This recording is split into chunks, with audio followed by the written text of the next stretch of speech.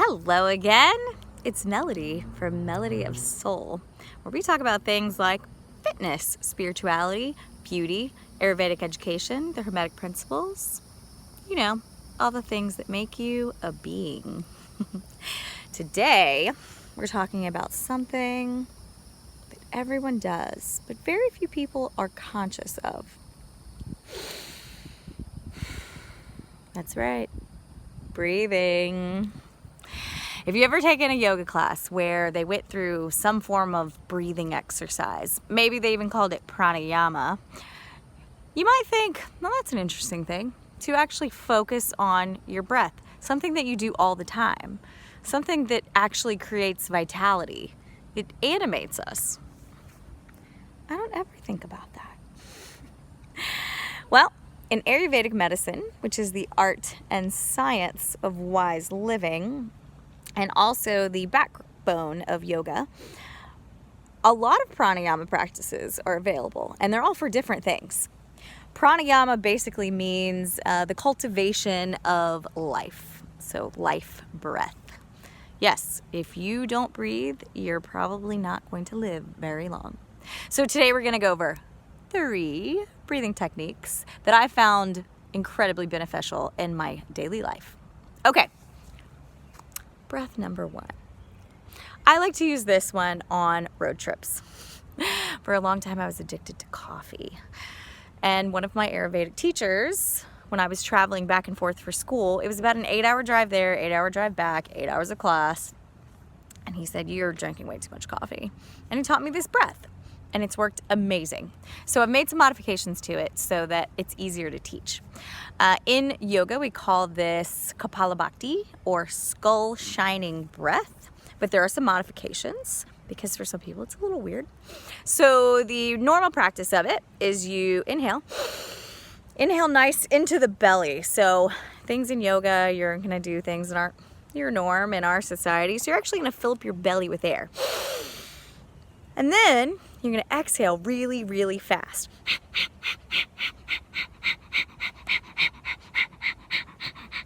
Out your nose, just out your nose. You're going to push it as fast as you can. I also like to call this bird breath, and I actually have people like do a little bird with it because it helps you time the breath. So we go.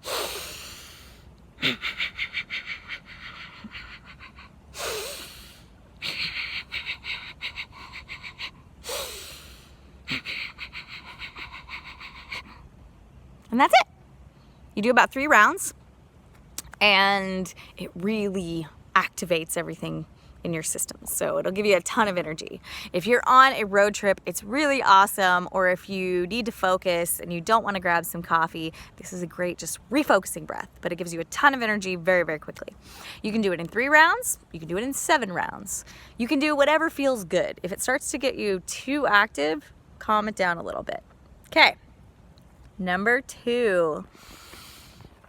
In yoga, this is called bellows breath, but again, I've made some modifications. So we'll go over the basic first. So bellows breath is where you actually inhale and you fill up your chest, your belly, and you want to think of it like an accordion. Have you ever seen that? Like the French people play that on the sides of the roads.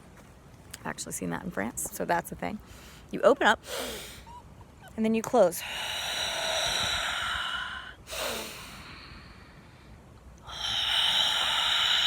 Now, you can use your mouth, or you can use just your nose. You will find the sensations to be a little bit different.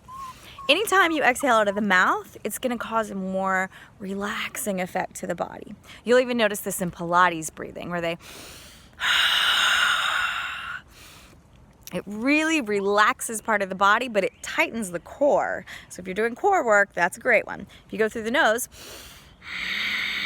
it's much more restrictive. What you'll feel is an up and in pulling through the nose, and if you do it through the mouth, you're going to feel kind of a really slow pull in of the stomach. One is a feminine, one is a masculine version. So choose whichever one works best for you. Now, because I teach this to even children, I like to call it elephant's breath. And what we do is we make a nose. So you inhale, and then you exhale. Or you inhale, and you exhale. Inhale, exhale. Now, when I teach this to kids, I have them do it really, really slow, because especially for people who have attention deficit or hyperactivity, or if they've just had too much sugar, this is a great breath. And it's very interactive when you do it with the elephant, because you can bring up your giant nose and then slowly. I find that any breath you do with the hands helps you regulate how quickly the breath is coming out without you having to really think about it. Remember that there are meditation practices where you use your breath to focus on. So if you need to, this is a great way to start a meditation by moving your breath with your hands. Okay, number 3. This is called Hummingbird or Bumblebee. In yoga, you might hear it called all of those things. I sometimes do this in yoga when you're in child's pose, and I call out, let's do a humming breath, where we hum into the mat, and it really reverberates your entire sinuses. This is great for your sinuses. Oh, look, that's fun. That's what happens when you have lip gloss and you're outside. So, Bumblebee. There's a couple different ways to do this. I've seen, so the yogic practice, you usually take one finger in your thumb, your thumb in your nose. You see how confusing this is? Your thumb in your ear, and you actually put your finger into your nose and you go, You would do it on both sides, obviously. But you basically cut off some of the senses so that you can feel the reverberation going all the way through your skull.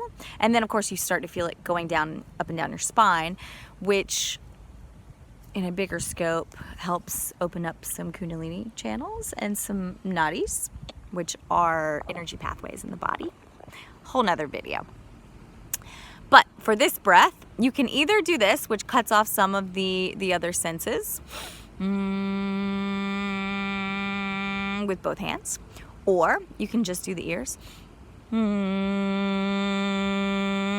can put your tongue on the top of your mouth, or you can drop it to the bottom. If you drop it to the bottom, you're going to feel it more in your jaw. So if you have any jaw pain, TMJ, you grind your teeth, this is a great one to do at night. And I recommend doing this one also in 3 to 10 rounds. Again, if you do it during a yoga practice, you might be face down, and so your face is on the mat, and you're just, and you'll feel it reverberate through your entire mat.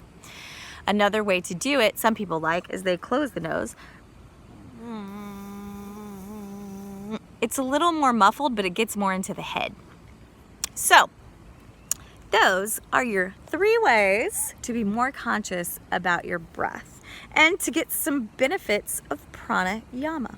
If you'd like to know more, feel free to subscribe to this channel, because I post videos all the time about all the wonderful things that we can talk about. Some of the esoteric things, some of the things that are more physically related.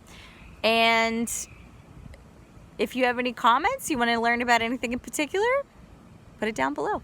Thanks for watching.